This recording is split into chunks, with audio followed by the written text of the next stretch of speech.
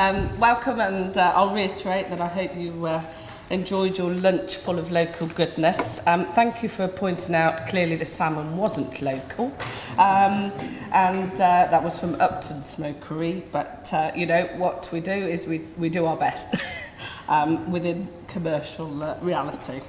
So I founded Farmers Fayre year 2000, and my background is actually agriculture. Studied at the local college, Morton Morrell. City girl from Coventry, wanting to get on, you know, with land life, so to speak. So my husband took a job managing an Oxford University farm in Oxford, strangely, and I went to work on a farm in Daventry, where I spent 12 years working within the realms of beef and arable farming. I've also got experience with dairy farming, and we set up selling beef direct from the farm on the farmers markets from Daventry. And I'll explain how the shop came about. But basically we decided over the years, once children come and everything else, we needed to make a decision between farming and retailing, and we thought we'd go for the easier option of retailing, because clearly that was going to be so much easier than dairy farming, and clearly I was wrong. What we stand for in terms of Farmers Fayre is we like to think we're a recipe for excellence. We don't always get it right, but we try damn hard. And our strapline, Countryside Goes to Town, is our concept that we're making local food more accessible to everybody, and making it available on a 6-day a week or 7 days a week rather than the farmers market once a month. I'm pressing the wrong buttons, clearly you can tell. We represent over 50 local producers under one roof, and most of them we've worked with for over a decade. And over the years we've found some great new products, and they've hit the shelf. Particularly over the last 2 years, I would say, local food has become more sought after by the consumer, and made it much easier for me to do my job and find some really great producers out there. The customers are definitely becoming more discerning, want to know where the food comes from, and also how it's produced, who it's produced by, and pretty much everything that you can tell them. So, oh dear, I'm not very good at this. So our vision was to make high quality local produce, local / British produce, accessible to everybody. And you know, that's been an ambition of mine for the last decade. An example of how we do that would be the classic carrot, you know, is in our farm shop in the fridge. And if they haven't bought it in time, it will be in our soup or our cake. And one way or another, the classic carrot will be eaten. And that's the concept that we put right through the business. We don't do waste at all. Everything will be eaten in some form, and hopefully enjoyed in some form. We go to great lengths to sort the produce. I travel the country, finding different producers. I go to trade shows, farmers markets, lots of events. But what we definitely do is each store, and we haven't got loads, we haven't got 20, we've got 2, has key producers supplying locally within 30 miles. That's my definition of our local. And that will be the bread, the milk, the eggs, the meat, the fruit and vegetables. So our staples that you talked about earlier is from within the local, and wherever possible the rest will be, but not always. I get really excited about meeting producers, particularly when they're excited and they really want to supply us. And sometimes I make, you know, quite bad decisions because the person's passionate. I end up stocking the product, but it wasn't necessarily the right decision. And so we think a lot about why the product should be sold. And we've got quite strong values that we like to shout about. And how we shout is we use TripAdvisor, Twitter, Facebook, all the media. And our latest shop in Coventry has got a cookery theatre where we do cooking displays every weekend. We have an Arga cookery school where we hold Arga events as well. And we go to great lengths to listen to our customers and hopefully share our passions about the food that we sell right throughout the store. Because clearly I can't be everywhere at all times, so it's very important to us that our team are as passionate about what we're selling as I am. We go to real lengths to give really great customer service and training. I personally think we've lost a bit of that in this country at the moment. Sometimes, when we're working with small producers, you can imagine it has its challenges, and quite often I feel like I'm the producer and they're the customer, and we have a bit of a role reversal problem. But at Farmers Fayre, I'd like to say we do know who our customers are.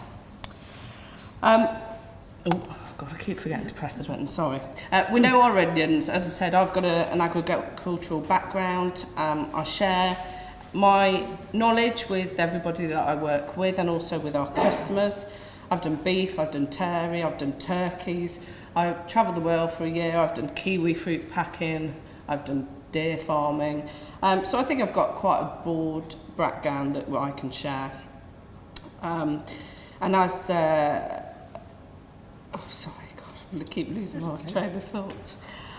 One of the other things that we now do is we have a customer taste panel, so customers can sign up for this. It's a freebie, and we hold it every second Thursday of each month. And any new products that are sent to us, the customers taste it and they rate it for its product category, its innovation, its quality, its locality, and all this. And we've found some real good food critiques amongst our customers. So.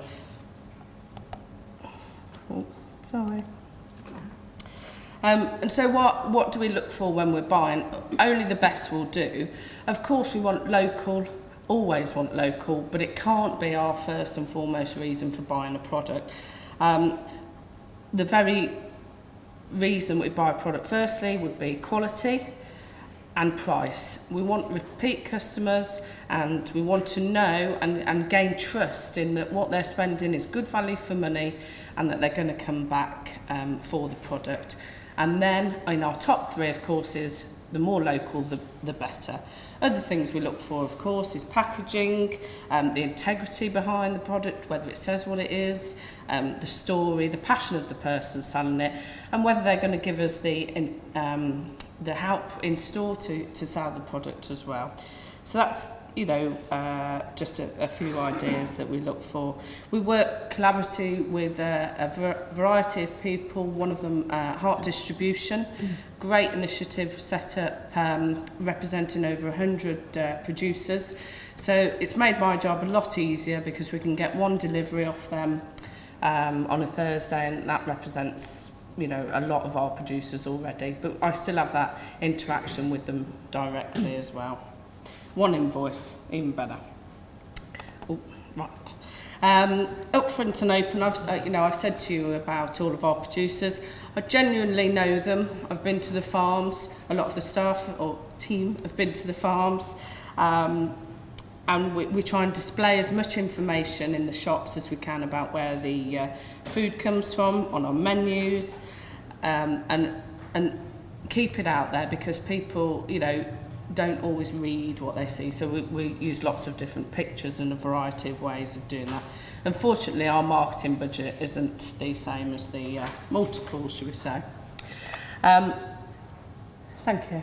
There's a little picture of our taste panel in our new store in Leeks. That's Ian from Treflack Farm. I was literally like this, holding the piece of paper every 2 minutes, because we only have an hour and a half, and I think he took nearly 50 minutes with his product. We had another 6 to get through, but he was so passionate, everybody didn't mind and they enjoyed it. So that's just, this is our latest store in Leeks, your home in Coventry. It's by the Rico Arena. Very posh for us. Big learning curve going into Leeks. They're a family-run business. I would liken them to would like to like them to. John Lewis, they're a departmental store, mainly based in Wales. They've got 9 stores, and one of their buyers came to our shop. They mystery shopped us 6 times in Stoneleigh Park, and then said, come on Nicola, get on board, we need you in Leeks. So I was, oh, no problem, no problem. Little did I know, no problem.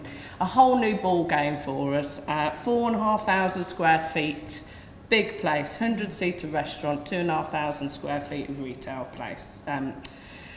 Big learning curve for us, big learning curve for our producers. And some have fell by the wayside because they simply can't supply. Others have got excited and produced more. Great, we love them. So that's where we are at the moment. One of the things I did hear on TripAdvisor, somebody wrote that it's more like a posh garden centre, there's no local produce.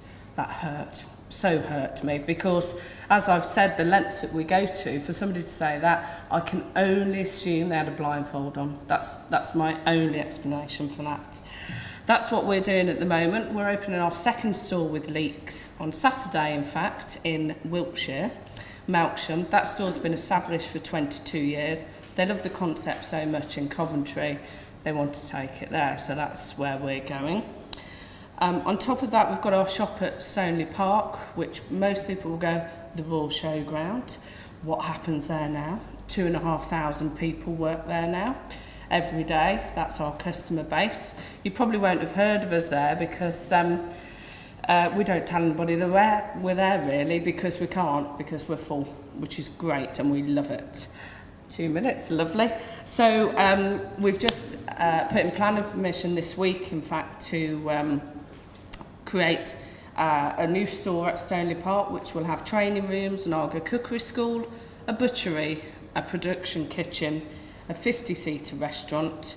I'm still not convinced about 100, and a much more shopping destination for everybody, where we can invite the local community in, and they'll have a nice experience rather than a queue.